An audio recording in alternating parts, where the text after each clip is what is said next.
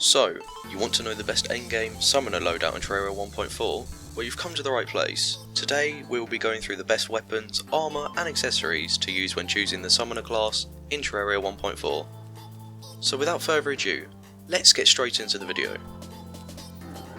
The Summoner class in Terraria is quite fun to play, as you can summon minions who will fight enemies for you, so all you have to do is dodge the enemy attacks. Alongside minions, you can also use weapons from other classes, such as the Zenith from the melee class or the SDMG from the ranger class. This will further increase your damage output, making boss fights easier and faster to complete. So to start off with, the best armour set to use as a summoner is the Stardust armour.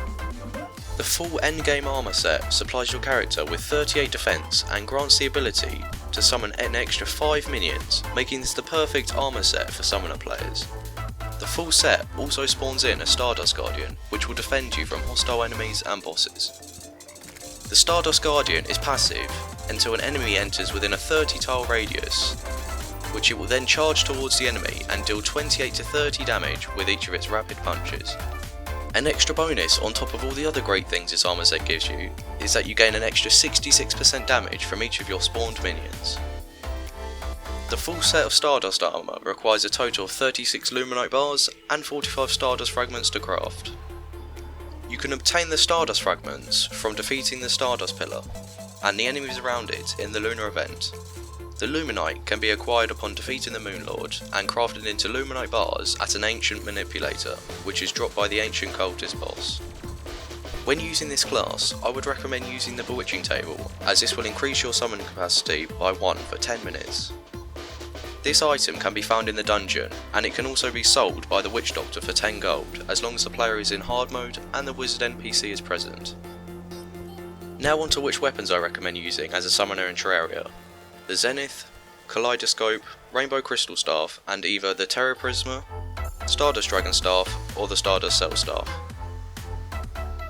These weapons, if all used correctly, can work well together, generating a very high damage per second output.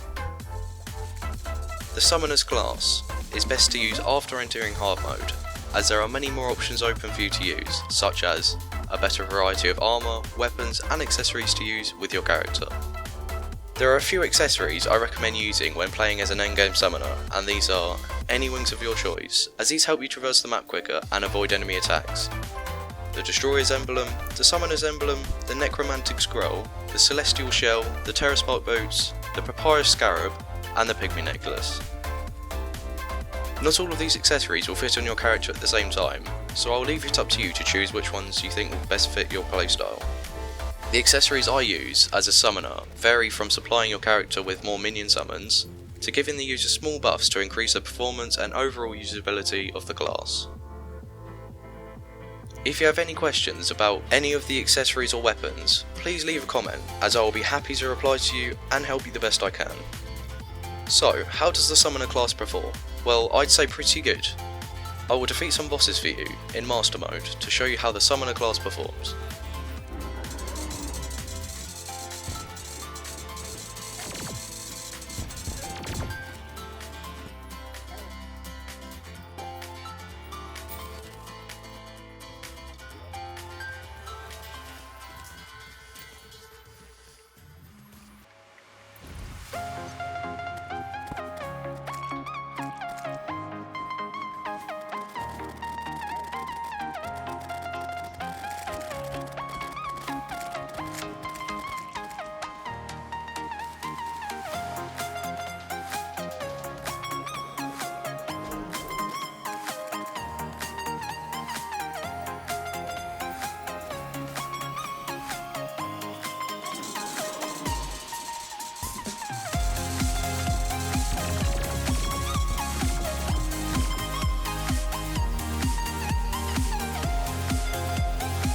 Okay, so now you've seen how this class performs, you may see why it's a pretty good choice to go with. The Kaleidoscope is a newly released weapons to 1.4 Journey's End update.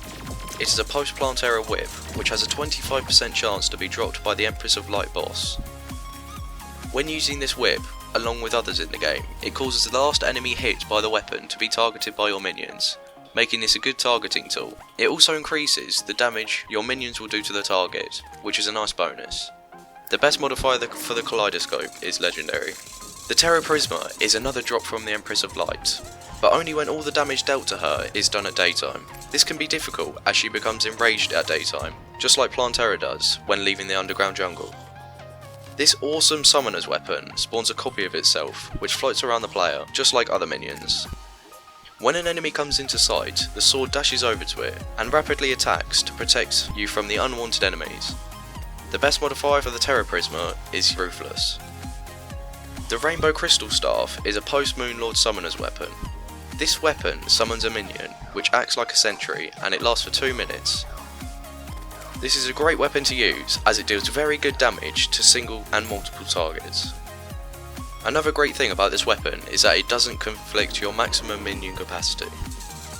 The crystal floats in the air when summoned, and attacks enemies with coloured light beams.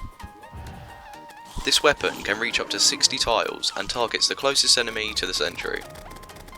It is dropped by the Moon Lord with an 11% chance, meaning that it may take a few attempts to obtain this item. The best modifier for the Rainbow Crystal Staff is Ruthless. The Stardust Dragon Staff is a pre-Moon Lord summoner's weapon, which acts as an aerial melee weapon. It summons a Stardust Dragon that attacks enemies on sight. This summon flies around the character and can even travel through blocks. When used more than once, the dragon adds segments to its body, making it longer and deal much more damage. This dragon hits enemies 10 times per second, making the damage output very high for this summon. The best modifier for this weapon is Ruthless. The Stardust Cell Staff is also another great summoner's weapon, which is used by some players instead of the Stardust Dragon Staff and the Terraprisma. This weapon can be obtained at the same time as the Stardust Dragon Staff, and instead of summoning a dragon, it summons a Stardust Cell. This looks very similar to the Stardust Cell you fight when near the Stardust Pillar, but trust me, this one is friendly. The Stardust Cells can teleport to enemies and shoot a mini version of itself at them, dealing damage over time. The cells can be stacked onto enemies, dealing greater damage as time passes. The damage can stack up to 100 damage per tick, making this weapon another great one to go for. The staff can be crafted from 18 Stardust fragments, and the best modifier for this summoner's weapon is Ruthless. So that's it for today's summoner's loadout. If you did enjoy the video, or if it helped you in any way, please consider liking, subscribing and turning on notifications so you don't miss a future upload. I hope this video helped you, and I'll see you in the next one.